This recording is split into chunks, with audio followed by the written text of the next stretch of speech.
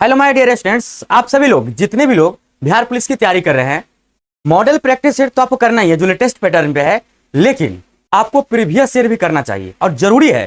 क्यों? क्योंकि आपको यह पता चलेगा प्रीवियस ईयर में कि कौन साल में किस प्रकार के प्रश्न आए थे और कैसे कैसे प्रश्न का लेवल बढ़ गया या घट गया या कौन कौन टॉपिक छोड़ रहा है और कौन कौन नया साल ले रहा है। तो इसके लिए आपको करना पड़ेगा प्रीवियस ईयर। और आप घबराइए नहीं कि सर समय तो नजदीक आ गया एग्जाम का, अभी भी आपके पास समय है। तो ये मत सोचिए कि सर खत्म होगा कि नहीं होगा।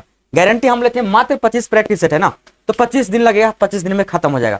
तो घबराइए नहीं, प्रैक्टिस कीजिए, मेरे साथ कंटिन्यू बने रहिए। डेली आपको एक प्रैक्टिस सेट मिलेगा। सुबह में कीजिए प्रीवियस सेट प्रैक्टिस सेट और शाम में कीजिए model practice set Bihar police के लिए, और शिक्षक के लिए शाम में और पियोन के लिए शाम में। तो ज्यादा कुछ घबराने की जरूरत नहीं, बस शांति दिमाग से पढ़िए, प्रैक्टिस सेट कीजिए और नौकरी लीजिए।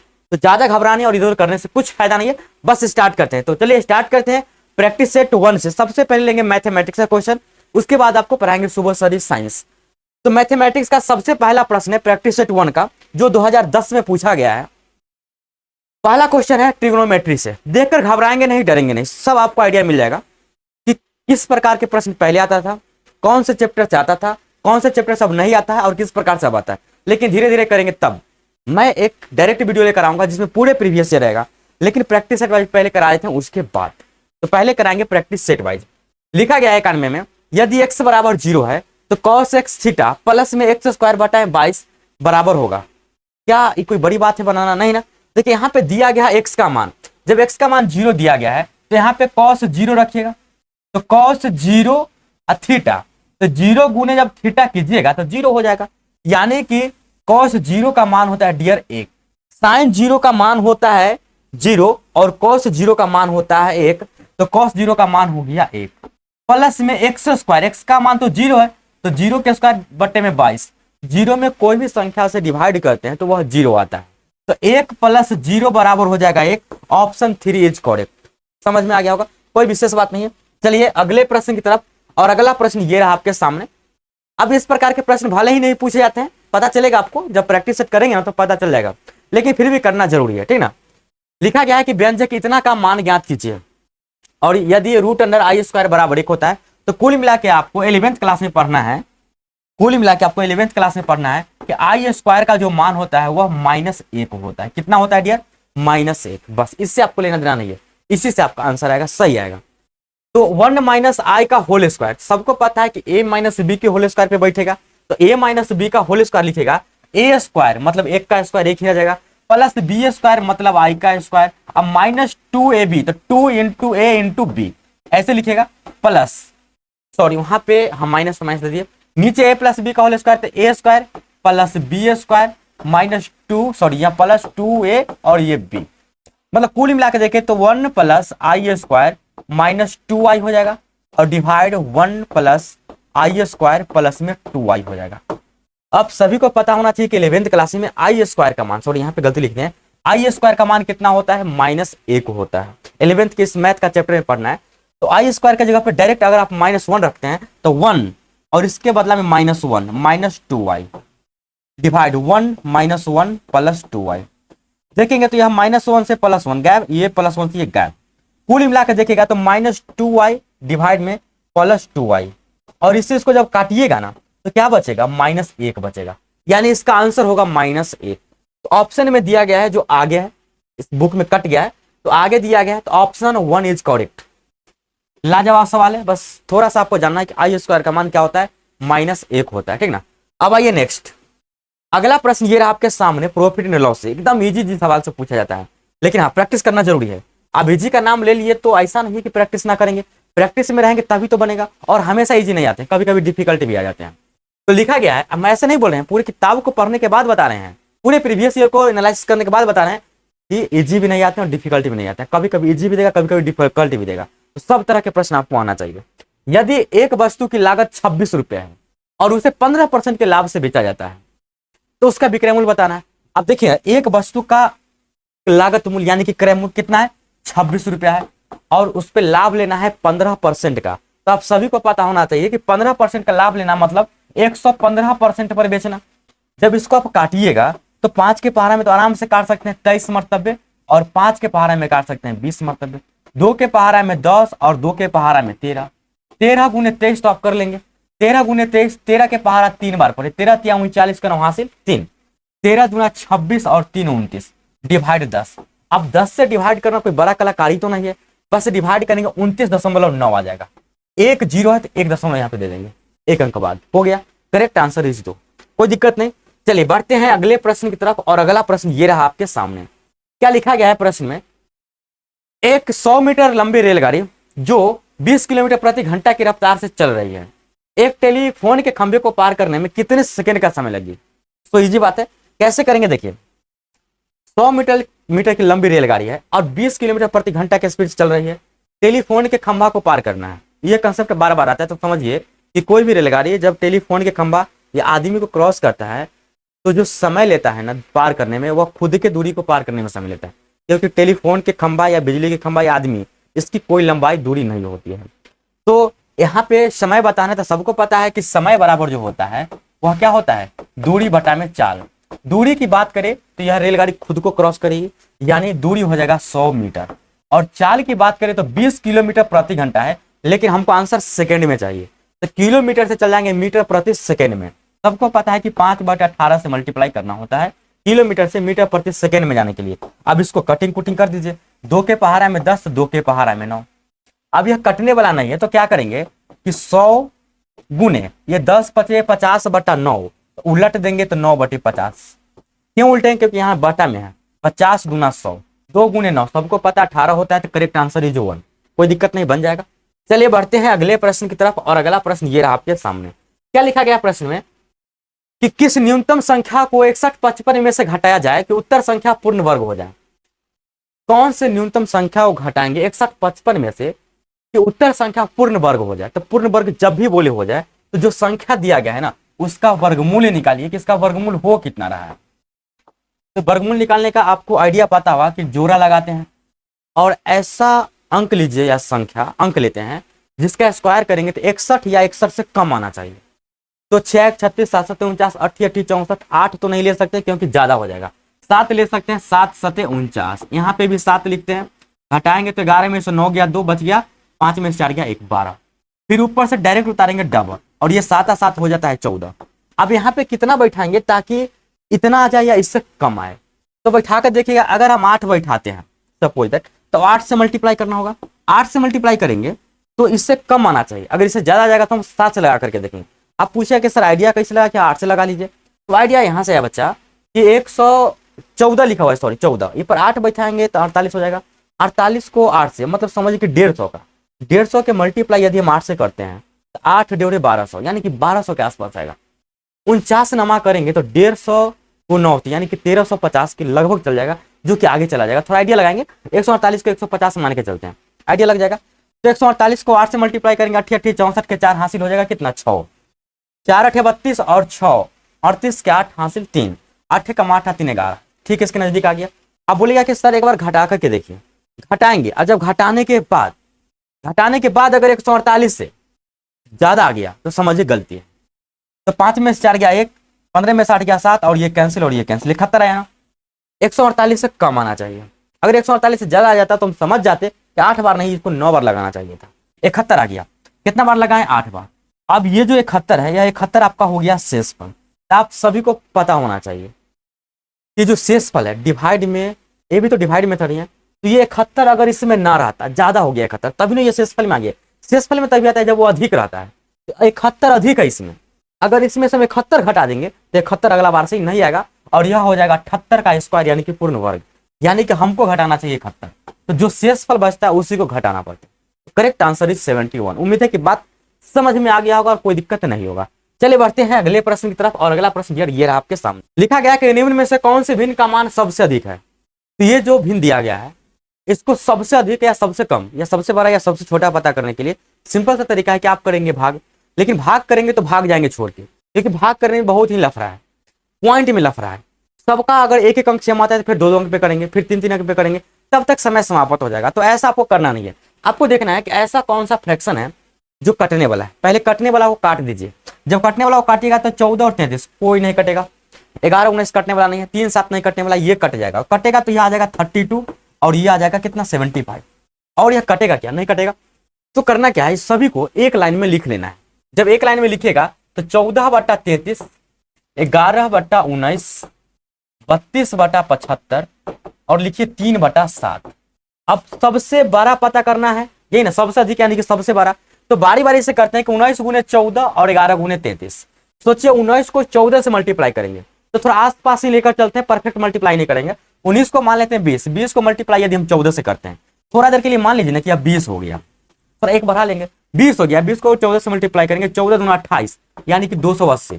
33 को 11 से न करके हम 10 से करके देखते हैं, 33 आएंगे 330, यानी कि 12 तो 330 आया। इसका मतलब है कि ये दोनों में अगर कंपेयर किए तो 12 ये आया, तो इसको मिटा दीजिए, या इससे कोई लेना देना नहीं है।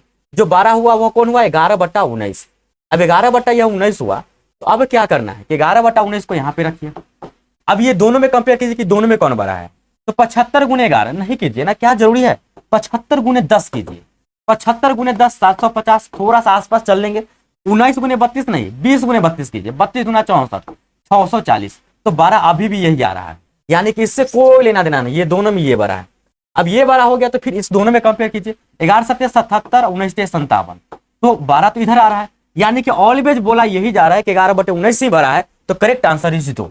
तो इस प्रकार से जांच लेंगे, परफेक्ट गुना करने के चक्कर में ना पड़ेंगे, एक दो आगे पीछे करके देख लेंगे, ठीक है।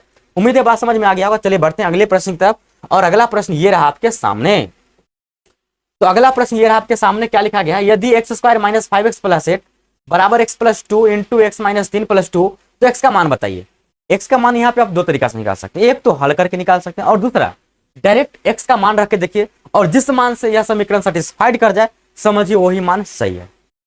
दोनों तरीका में लगभग सेम समय लगेगा, तो हम हल ही कर लेते हैं। हल करेंगे तो इसको हल करने का कोई जरूरत नहीं है, इसको ऐसे ही लिखिए, x² - 5x + 8 बराबर में, ये दोनों को जब आपस में आप मल्टीप्लाई कीजिएगा तो x का मल्टीप्लाई x से, तो x² हो जाएगा, फिर x का मल्टीप्लाई -3 से यानी कि -3x हो जाएगा, फिर 2 का मल्टीप्लाई x से यानी कि 2x हो जाएगा प्लस में, फिर 2 का मल्टीप्लाई -3 से यानी कि -6, और ये +2 पहले से लिखा गया तो ये लिख देंगे। जब आप इतना कीजिएगा तो ध्यान दीजिएगा कि +x² इधर भी प्लस इधर भी एक दूसरे की तरफ आएगा, तो एक माइनस में होगा, कट जाएगा, तो ऐसे ही काट दिए डायरेक्ट। इसको अगर इधर ले आते हैं x वाला को, तो ऐसा पहले करते हैं काम कि -5x + 8 बराबर ये -3x + 2x, यानी कि यह -x और -6 + 2 यानी कि -4, ये -x को इधर ले आते हैं तो ये +x, तो ये हो जाएगा -4x, और ये 8 को उधर ले जाते हैं यानी कि -12 हो जाएगा, माइनस माइनस कैंसिल, 4 के 12, पूरी मिला के देखेंगे तो x का मान 3 आएगा। हल कर लेंगे आप, करेक्ट आंसर इज 3, कोई दिक्कत तो नहीं, बन जाएगा ये सब प्रश्न। चलिए बढ़ते हैं अगले प्रश्न की तरफ, और अगला प्रश्न ये रहा आपके सामने, क्या है, साइन थीटा का अधिकतम एवं न्यूनतम मान बताना, मैक्सिमम एवं मिनिमम। 11th 12th में पढ़ना है कि साइन थीटा का जो मैक्सिमम मान होता है वह 1 होता है और मिनिमम मान होता है -1। यह याद करने वाली बात है, करेक्ट आंसर इज 1, ठीक ना। ये π/2 और -π/2 के बीच में इसका थीटा है ना वो रहता है, तो आता है 1 और -1, छोटी सी बात है, कॉमन बात है, याद करने वाला। चलिए नेक्स्ट 99 में क्या लिखा गया है, कितने मूलधन को 5% वार्षिक ब्याज दर पर 3 महीने के लिए जमा करने पर मिश्रधन 2025 रुपया हो जाएगा। यहाँ पे आपको बताना है प्रिंसिपल, तो आप सभी को पता होना चाहिए जो प्रिंसिपल होता है अपने आप में, प्रिंसिपल जो होगा वो अपने आप में कुछ भी होगा तो 100% होगा।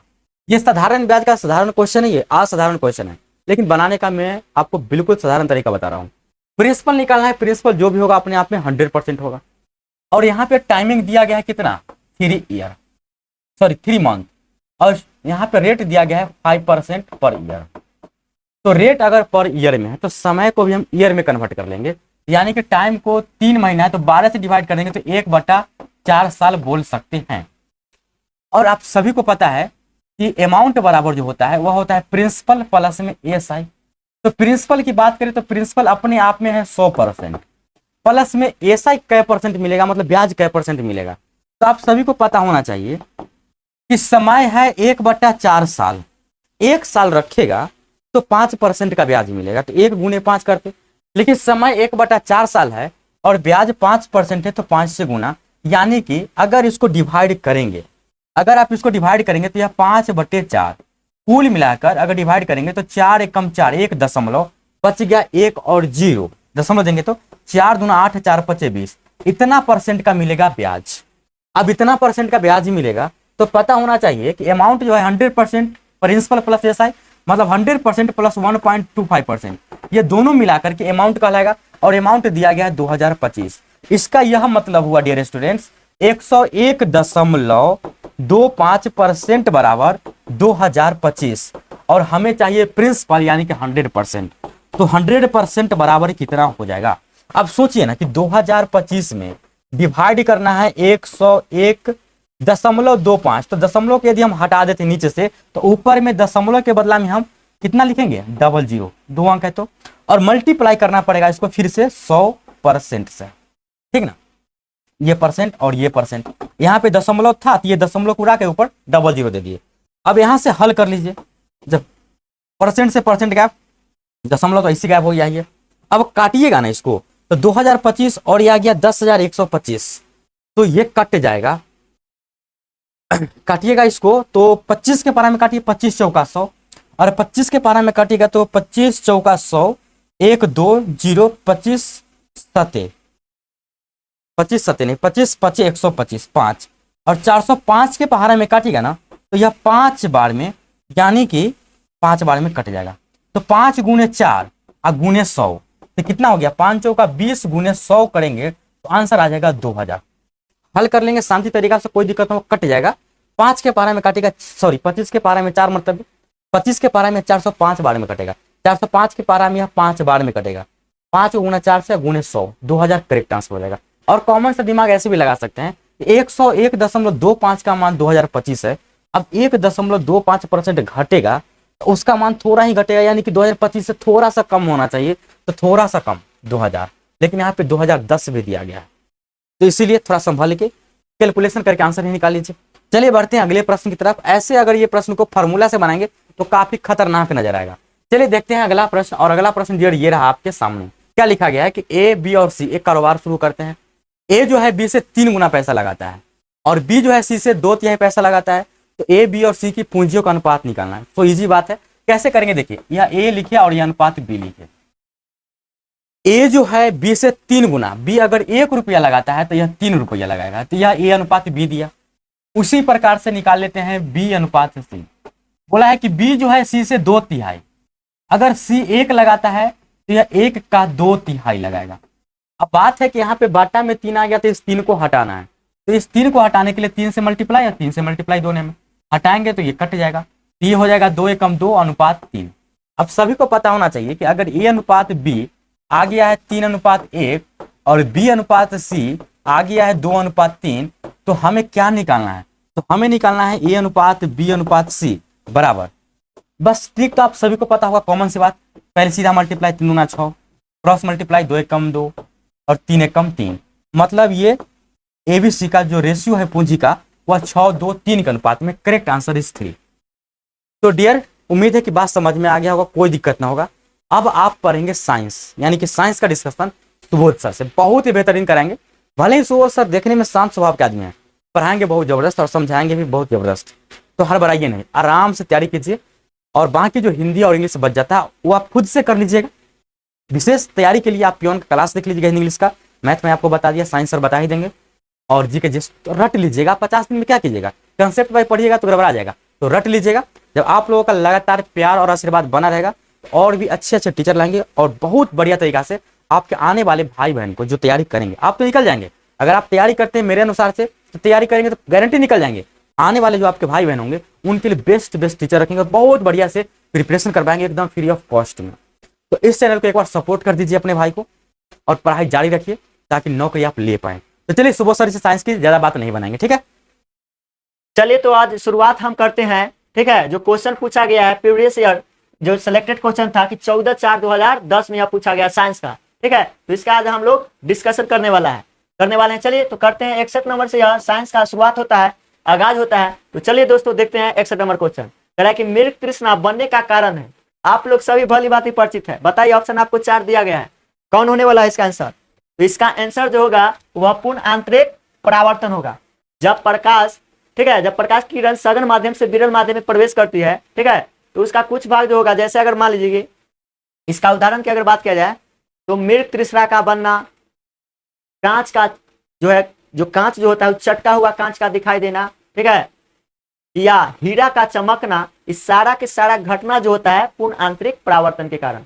अब देखिए मृग तृष्णा का बनना ज्यादा यह जो होता है समुद्री समुद्री नहीं, हम कह सकते हैं जो कौन से क्षेत्र में होता है, तो जो राजस्थान है उस क्षेत्र को हम क्या कहते हैं, रेगिस्तान। हाँ, रेगिस्तान क्षेत्र में जो होता है मृग तृष्णा का बना ज्यादा होता है, क्योंकि देखिए जब बालू जो होता है उसमें, ठीक है, तो जब हिरन जब उसमें दौड़ती है तो हिरन को भ्रम लगता है कि उसका जो प्रतिबिंब बनता है बालू से, तो हिरन को लगता है कि आगे क्या होगा, पानी होगा, ठीक है।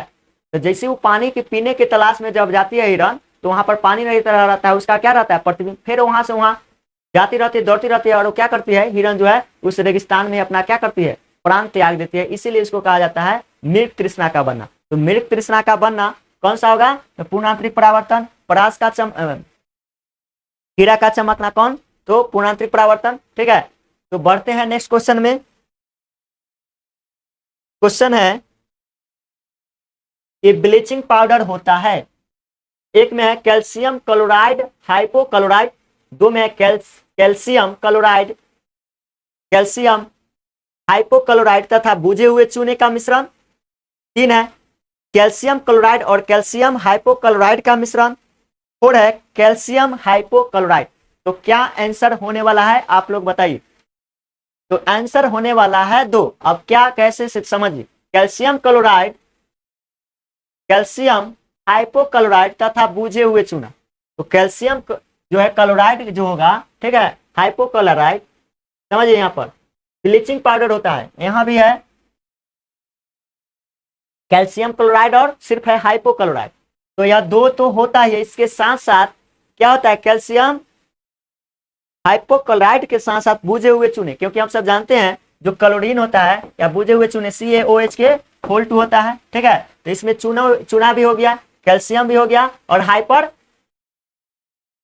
क्लोराइड भी हो जाएगा, ठीक है। इसीलिए इसको क्या कहा गया है, बुझा हुआ चूना। तो यह तीनों होगा।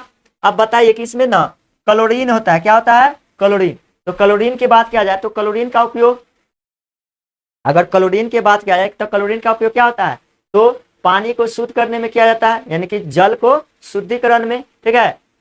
क्लोरीन जो होता है जल को क्या करता है, शुद्धिकरण करने में काम आता है। क्लोरीन के अगर परमाणु संख्या की बात किया जाए तो 17, यह कौन से समूह के अंतर्गत, तो हैलाइड समूह के अंतर्गत आता है। तो आंसर जो होने वाला है 2 होने वाला है। चलिए अगला क्वेश्चन कर रहा है कि निम्नलिखित में से कौन सी गैस का सर्वोच्च ऊष्माक है। तो बताइए इसमें से कौन सा होने वाला है आंसर।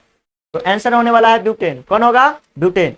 समझिए ब्यूटेन जो है ईंधन के रूप में हम लोग ब्यूटेन जो है उससे हम लोग क्या करते हैं, ईंधन के रूप में इसका इस्तेमाल करते हैं, ठीक है। जैसे अगर सिगरेट कोई पीता है तो उसमें भी कौन सा धुआं जो निकलता है, उसमें कौन सा गैस रहता है, तो ब्यूटेन रहता है। और ब्यूटेन गैस जो प्रमुख एलपीजी जो गैस आता है, द्रवित पेट्रोलियम गैस, उसमें भी मुख्य गैस कौन रहता है, ब्यूटेन। तो ब्यूटेन का रूप जो हम लोग करते हैं किसके रूप में, ईंधन के रूप में। तो वही क्वेश्चन पूछ रहा है कि गैस का सर्वोच्च ऊष्माक है, तो कौन है, ब्यूटेन। जो सबसे महत्वपूर्ण ईंधन के रूप में काम करता है, कौन, ब्यूटेन, एलपीजी की गैस में, ठीक है। अगला क्वेश्चन है कि प्रकाश का रंग निश्चित किया जाता है उसी वेग के द्वारा, आयन द्वारा, तरंगदैर्घ्य द्वारा, आवृत्ति द्वारा। तो तरंगदैर्घ्य द्वारा क्या होगा, तरंगदैर्घ्य द्वारा। प्रकाश का रंग निश्चित किया जाता है किसके द्वारा, तरंगदैर्घ्य द्वारा। तरंगदैर्घ्य का अगर पूछेगा कि इसको किससे सूचित किया जाता है, तो लेमडा से सूचित किया जाता है। तरंगदैर्घ्य को किससे सूचित किया जाता है, लेमडा से। और तरंगदैर्घ्य का ऐसा ही मात्रा पूछेगा तो एंगस्ट्रम होता है, क्या होता है, एंगस्ट्रम। एक एंगस्ट्रम बराबर अगर क्वेश्चन पूछेगा कि एक एंगस्ट्रम बराबर कितना होता है, तो 10 के पावर -10 मीटर के बराबर होता है, ठीक है।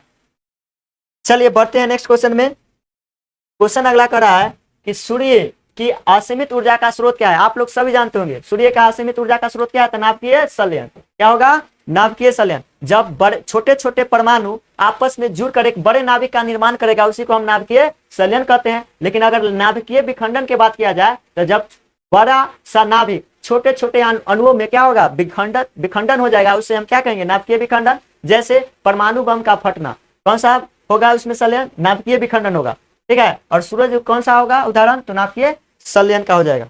चलिए अगला क्वेश्चन देखते हैं। क्वेश्चन अगला है कि एक सहकारी को अपने शरीर के लिए आवश्यक फास्फोरस कहां से मिलेगा, ठीक है। आवश्यक फास्फोरस कहां से मिलेगा, ऑप्शन इसमें दिखाई नहीं दे रहा है, ऑप्शन यहां पर है। बताइए, दूध, सोयाबीन, चावल या मछली। आवश्यक जो शाकाहारी जो है इसमें से शाकाहारी को कहां से मिलेगा फास्फोरस, दूध से, चावल से, सोयाबीन से। ये तो विटामिन मिलेगा, ये नहीं होगा। मछली या विटामिन मिलेगा, नहीं होगा। चावल में ये नहीं होगा। कहां से आवश्यक मिलेगा, तो जो शाकाहारी है उसको दूध से मिलेगा, ठीक है। और दूध में हम सब जानते हैं कि अगर पूछेगा कि दूध का रंग सफेद होता है किसके कारण, किस प्रोटीन के कारण, तो दूध का अगर सफेद रंग होता है तो वह होता है कौन प्रोटीन के कारण, केसिन प्रोटीन के कारण। कौन प्रोटीन के कारण, केसिन प्रोटीन के कारण, ठीक है। अगर बात किया जाए कि दूध का रंग पीला होता है किस प्रोटीन के कारण, तो कैरोटीन प्रोटीन के कारण, कैरोटीन प्रोटीन के कारण, ठीक है। तो आवश्यक जो फास्फोरस मिलेगा किससे, दूध से मिलेगा शाकाहारी जीवों के लिए। चलिए अगला क्वेश्चन है,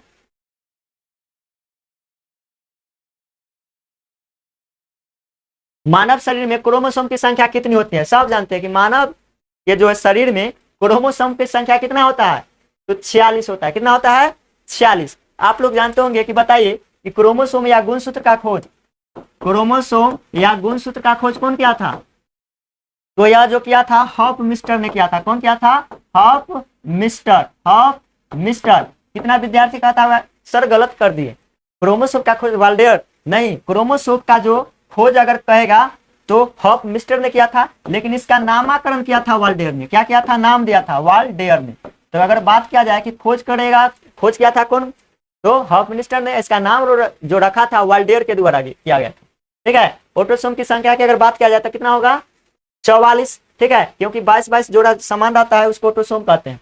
तो गुणसूत्र से संबंधित इतना बात, इसको चैप्टर में बात पड़ेगा। अगला देखिए, अगला क्वेश्चन है कि ऑक्सीजन की खोज किसने किया था। सब जानता है ऑक्सीजन का खोज कौन किया है, बताइए।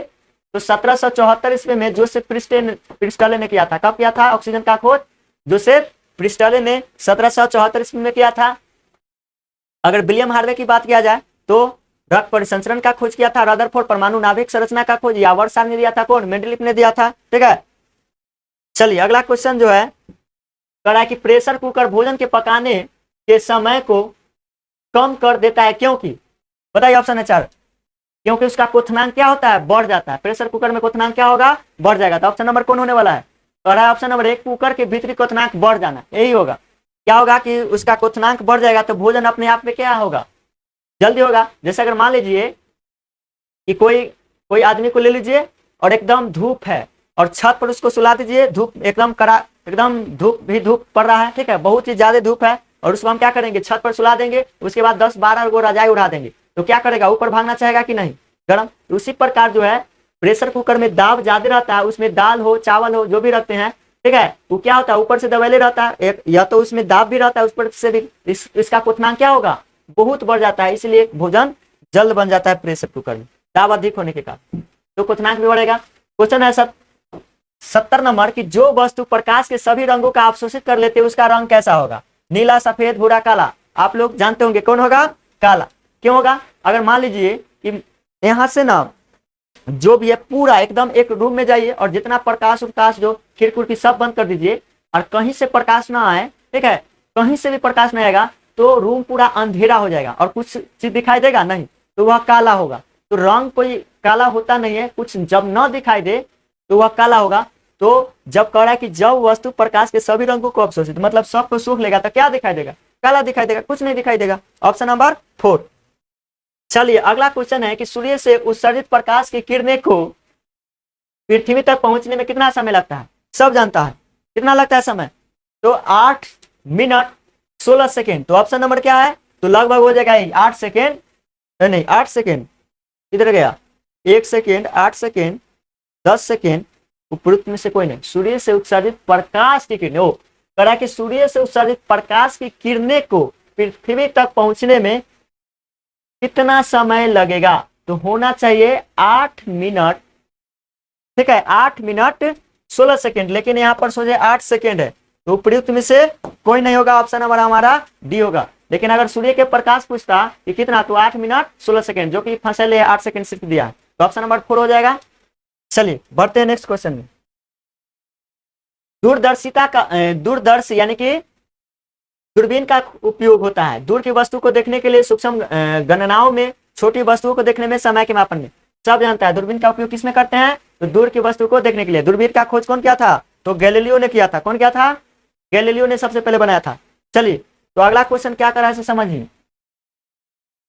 पेयजल को शुद्ध करने के लिए निम्नलिखित में से किस धातु का, किस वस्तु का उपयोग किया जाता है, क्लोरीन का, आयोडीन का, पोटेशियम क्लोराइड का, फ्लोरीन का, तो क्लोरीन को, ठीक है। तो जो पेयजल जो हम लोग पानी पीते हैं उसको शुद्ध करने के लिए किसका प्रयोग करते हैं? तो क्लोरीन गैस का। किसका? क्लोरीन तत्व का। ठीक है, और क्लोरीन का जो परमाणु संख्या कितना होगा? 17 होता है। ठीक है, तो क्लोरीन कौन समूह के अंतर्गत आता है? तो याद रखिएगा हैलाइड समूह के अंतर्गत। ठीक है, अगला क्वेश्चन क्या करा है समझिए। सेक्सटेंट एक ऐसा यंत्र है जिससे निम्नलिखित का मापन होता है: वायु आर्द्रता, गोलीय वस्तुओं की वक्रता, दो वस्तुओं के बीच की कोणीय दूरी, समतल सतहों का। तो याद रखिएगा ये जो है सेक्सटेंट या दो वस्तुओं के बीच की कोणीय दूरी को मापने का काम करता है।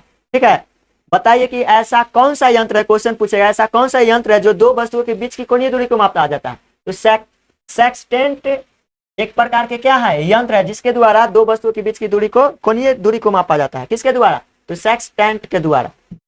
अगला क्वेश्चन है कि सार्स विषाणु की शुरुआत कहां से हुआ था? जहां अगर विषाणु की चर्चा की ना शुरुआत, तो याद रखिएगा ज्यादा चीने वाला करता है। कौन करता है? चीन। तो यह जो शुरुआत हुआ था चीने में हुआ था। कब? तो 2002 में इसकी स्टार्ट चीन ने किया था। ठीक है, तो सार्स विषाणु का जो शुरुआत कहां से हुआ था? चीन में। कब? तो 2002 में। क्रिकेटर गेंद को पकड़ते समय अपने हाथ को नीचा करते हैं, यह उन्हें किस कारण से चोट से बचाता है? ऑप्शन है आपका दिया हुआ कि न्यूटन की गति के तीसरे नियम के कारण, संवेग संरक्षण के कारण, द्रव्यमान और ऊर्जा संरक्षण के कारण, उपयुक्त में से सभी। तो बताइए आंसर क्या होने वाला है? न्यूटन के तीसरा नियम तो होगा ही नहीं। जो सोचे होंगे कि करा कि न्यूटन की गति का तीसरा नियम, तो तीसरा नियम होता है कि प्रत्येक क्रिया के क्या होगा? विपरीत प्रतिक्रिया होगा। तो आप तो गेंद जब आ रहा है तो आप क्या कर रहे हैं? संवेग मतलब उसी की दिशा में कर रहे हैं, तो उसका क्या कर रहे हैं आप? जो है संवेग जो गति है उसको क्या कर रहे हैं? संरक्षित कर रहे हैं। ठीक है, संरक्षण कर रहे हैं। तो आंसर होने वाला है संवेग का संरक्षण होगा। क्या होगा? संवेग का संरक्षण। तो संवेग का संरक्षण के कारण क्या होगा? क्यों? उसको चोट नहीं लगेगा। क्रिकेटर जो भी अगर गेंद को लपकता है तो उन्हें चोट नहीं लगेगा। किसके द्वारा? संवेग संरक्षण के सिद्धांत के अनुसार। ठीक है, ऑप्शन नंबर 2। अगला क्वेश्चन है कि रेफ्रिजरेटर में फ्रीजर को शिखर के पास में लगाया जाता है, क्यों लगाया जाता है? बताइए। ऑप्शन एक है इसे तप्त संपीड़ित से दूर रखने के लिए जो कि तल के पास होता है। ऑप्शन 2 में करा कि सुविधा के कारण। तीसरा करा इसीलिए कि यह संवहन धाराएं व्यवस्थित करके संपूर्ण आंतरिक भाग को ठंडा कर सके। और चौथा है उपयुक्त में से सभी सत्य हैं। क्या होने वाला है आंसर बताइए? तो आंसर होने वाला है उपयुक्त सभी। क्यों? तो समझिए, करा कि इसे तप्त संपीड़ित से दूर रखने के लिए जो कि तल के पास हो, तो तल के पास होगा। ठीक है, तभी रेफ्रिजरेटर में क्या होगा? वो आसानी होगा। ठीक है, सुविधा के कारण। तो और ठीक है, सुविधा के कारण ही नजदीक में रखते हैं, इसलिए कि वह संवहन धारा व्यवस्थित करके संपूर्ण आंतरिक भाग को ठंडा कर देता है। सही बात है कि वह ठंडा ही करता है। उपयुक्त में से क्या हो जाएगा? सभी होगा। आप लोग बताइए कि पैरिया निम्नलिखित अंग का रोग है, तो कौन? तो मसूड़े। क्यों? क्योंकि हमारे मसूड़े में अगर जीवाणु की संख्या बढ़ जाए, ठीक है, तो वह मसूड़े से क्या होता है? रक्त निकलने लगता है। उसी को हम क्या कहते हैं? पैरिया रोग कहते हैं। कौन सा रोग कहते हैं? पैरिया। अगर पीएच मान मुंह का जो है पीएच मान 5 कितना 5 से या 5.6 से कम हो जाए, ठीक है, तो यह जो दांतों का क्षय भी होने लगता है, झड़ने लगता है। और किस तब? फ्लोरीन के तत्व के कारण। लेकिन पूछेगा पीएच मान कितना था? 5.6 से कम होने पर। और मसूड़ा में जो होगा, ये पैरिया रोग मसूड़े में होता है क्योंकि इससे रक्त निकलने लगता है जीवाणु के कारण, क्योंकि जीवाणु की संख्या बढ़ने के कारण। अगला क्वेश्चन है कि पानी के टैंक में बर्फ की एक गेंद तैरती है। दिमाग लगाइए कि कोई एक टैंक है, उसमें पानी भरा हुआ है, फिर उसमें जब बर्फ पिघल जाती है तो पानी का स्तर क्या होगा? परिवर्तित नहीं होता है, बढ़ता है, नीचे की ओर गिरता है, पहले बढ़ता है और फिर घटता है। क्या होने वाला है? जब कोई भरी हुई बाल्टी है, मान लीजिए कि पूरा एकदम भरी हुई बाल्टी है, ठीक है, ये पूरा भरा हुआ क्या है? बाल्टी है। और इसमें अगर हम बर्फ डालेंगे, ठीक है, इसमें हम क्या डालेंगे? बर्फ डालेंगे, तो जो बर्फ का जितना आयतन है ना, वो आयतन इसमें छेकेगा स्थान। तो जब छेकेगा तो उतना तो आयतन के पानी गिर जाएगा। ठीक है, तो जब छेकेगा तो यह जो पिघलेगा, बर्फ पिघलेगा पानी में, तो जितना आयतन जो गिरा, चाहे जितना उसका जो आयतन बर्फ का रहा, फिर वह पिघल कर उस पानी को पूर्ण कर देगा। तो ना पानी बढ़ेगा ना घटेगा, पानी जितना था उतना ही फिर बर्फ पिघल के उतना ही कर देगा। तो आंसर होगा कि परिवर्तित नहीं होगा, जैसे के तैसे ही रह जाएगा, यानी कि परिवर्तित नहीं होगा, कोई परिवर्तित नहीं होगा, जितना है उतना ही पानी रहेगा। अगला है कि पीसा की झुकी हुई मीनार यानी लीनिंग टावर ऑफ पीसा क्यों नहीं गिरती है? ऑप्शन है, आप लोग पढ़िए। कह रहा है कि यह शिखर पर टेम्परित होती है। दो में कह रहा है यह बृहत आधार क्षेत्र घेरती है। तीसरा है कि इसका गुरुत्व केंद्र यानी सीजी न्यूनतम स्थिति पर रहता है। चौथा है कि मीनार के गुरुत्व केंद्र सीजी के बीच में ऊर्ध्वाधर रेखा मीनार के आधार के अंदर रहती है। आंसर होने वाला है 4। क्यों उससे समझिए। मीनार के जो गुरुत्वीय केंद्र जो होता है, ठीक है, उसके बीच में ऊर्ध्वाधर रेखा क्या होता है? मीनार के आधार के अंदर रहती है, जिससे वह जो पीछा झुका हुआ मीनार है उसमें गुरुत्वीय त्वरण होने के कारण, ठीक है, उसमें क्या होता है? बीच में कोण बनता है और ऊर्ध्वाधर रेखा परिस्थित होने के कारण वह कभी जो झुका हुआ है मीनार वह कभी गिर नहीं पाता है। तो मेन इसका जो है पॉइंट वह गुरुत्व केंद्र, इसमें भी गुरुत्व केंद्र है, लेकिन कहा कि न्यूनतम स्थित पर रहता है। न्यूनतम करने का मतलब कम नहीं, वह बीच में स्थित रहता है, जिससे कोण बनता है ऊर्ध्वाधर रेखा पर और वह कभी नहीं गिरता है। ठीक है, तो आंसर होने वाला है 4। मीनार के गुरुत्व केंद्र के बीच में ऊर्ध्वाधर रेखा मीनार के आधार के अंदर रहती है, इसलिए वह झुका हुआ मीनार कभी गिरते नहीं है। अगला है कि हेइंग विलियन परीक्षण निम्नलिखित के लिए उपयुक्त हो सकता है? एल्डिहाइड, आम्ल, ईथर, अल्कोहल। तो यह एल्डिहाइड होगा। चलिए अगला क्वेश्चन देखिए, निम्नलिखित में से कौन सा आम्ल संतृप्त है? प्रोटोनिक आम्ल, एक्रोनिक आम्ल, ओलियक आम्ल। इनमें से कोई नहीं होने वाला है। समझिए कि संतृप्त जो होता है, ठीक है, हम अगर हाइड्रोकार्बन की चर्चा करें तो हाइड्रोकार्बन कितना, सिंपल रूप से अगर कहें तो 3, ठीक है, लेकिन उसमें हम समझेंगे कि यह सिंपल रूप से पूछेगा, ठीक है, तो संतृप्त और संतृप्त हाइड्रोकार्बन को हम बांटेंगे सिंपल रूप से, तो क्या हो जाएगा? संतृप्त और असंतृप्त, संतृप्त और असंतृप्त, ठीक है। एक हम रखते हैं संतृप्त और दूसरा होता है असंतृप्त। असंतृप्त, तो संतृप्त के अंतर्गत एल्केन आता है CnH2n प्लस 2, ठीक है, और असंतृप्त के अंतर्गत 2 आता है, जिसको हम क्या कहते हैं? एल्कीन और एल्काइन, एल्काइन समूह। एल्केन का CnH2n और एल्काइन का CnH2n-2, एल्काइन का। अब इसमें से बताइए कि क्रोटोनिक आम्ल, एक्रिलिक आम्ल, ओलिक आम्ल, इनमें से कोई है नहीं। इसका अगर कोई सदस्य रहता संतृप्त के अंतर्गत, इथेन, प्रोपेन, ब्यूटेन, मतलब कोई भी अगर क्रियाशील समूह आ जाता संतृप्त वाला, तो हमारा संतृप्त होता, लेकिन इसमें कोई नहीं है, इसलिए आंसर क्या होगा? इनमें से कोई नहीं। अगला है कि हाइड्रोजन आबंध निम्नलिखित में से किस में सर्वाधिक प्रबलता से प्रदर्शित करता है? तो वह फ्लोरीन के साथ ज्यादा ही प्रबलता रहता है। कौन? हाइड्रोजन। इसके साथ? फ्लोरीन के साथ। H2SO4 तो H2SC सिलिकॉन है, ठीक है, जल है, और H2S यानी कि हाइड्रोसल्फेट, तो सबसे ज्यादा जो होगा किसके साथ? फ्लोरीन के साथ। अगर हाइड्रोजन की बात किया जाए तो परमाणु संख्या इसका 1, इसमें न्यूट्रॉन नहीं होने के कारण इसका परमाणु संख्या, परमाणु द्रव्यमान संख्या 1 ही होता है। हाइड्रोजन की अगर खोज की बात किया जाए तो हेनरी कैम्बेंडिस ने किया था। अगला है कि 1 एंगस्ट्रॉम यानी कि प्रतीक दे दिया है, बराबर होता है, तो 1 एंगस्ट्रॉम बराबर कितना होता है? 10⁻⁻10 मीटर। तो देखिए तो ऑप्शन नंबर, मीटर में नहीं दिया, सेंटीमीटर में दिया है। जब सेंटीमीटर में आप जाइएगा तो क्या कीजिएगा? 10⁻−10 मीटर है। सेंटीमीटर में जाइएगा तो बड़ा मान से आप छोटा में जाइएगा तो गुना कीजिएगा, तो सेंटीमीटर में कितना होता है? 0। 100 सेंटीमीटर बराबर 1 मीटर होता है, तो यानी कि 10⁻²। अब देखिए पावर इसका क्या है? प्लस में है, इसका माइनस में है, तो आंसर जो आएगा 10⁻- कितना होगा? 8 हो जाएगा, क्या कि पावर प्लस में है तो घट जाएगा, तो -8, तो -8 सेंटीमीटर होगा। तो 10⁻−8 सेंटीमीटर ऑप्शन क्या है? 2 में दिखाई दे रहा है, ऑप्शन नंबर 2 एंगस्ट्रॉम। किसका ऐसा मात्रक है बताइए? दूरी का ही, लेकिन किसका? तरंगधैर्घ्य का ऐसा मात्रा एंगस्ट्रॉम होता है। तरंगधैर्घ्य को किससे सूचित करते हैं? लैम्डा से। अभी तुरंत जस्ट पहले क्वेश्चन में देखे थे। अगला है कि निम्नलिखित में से कौन सा हाइड्रोकार्बन उच्च ताप पर द्रव है? तो वह पेंटेन होता है। कौन होता है? पेंटेन। प्रोपेन, इस सब के बारे में जानते होंगे। प्रोपेन, एथेन, ब्यूटेन, ये सब क्या है? एलपीजी गैस में पाया जाता है मुख्य रूप से, तब ब्यूटेन पाया जाता है एलपीजी गैस में। सिगरेट हो गया, लाइटर हो गया, ये सब जो बढ़ता है उसमें सबसे ज्यादा कौन सा गैस? ब्यूटेन यानी कि धुआं से निकलता है, ठीक है। बढ़ते हैं नेक्स्ट क्वेश्चन।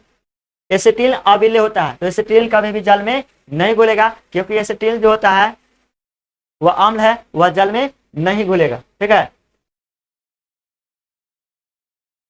अगला क्वेश्चन देखिए कि क्लोरोफॉर्म, ठीक है, क्लोरोफॉर्म किस एमीन के संयोजन में प्रविष्ट होता है कि एमीन कार्बिलेमीन अभिक्रिया देने लगे।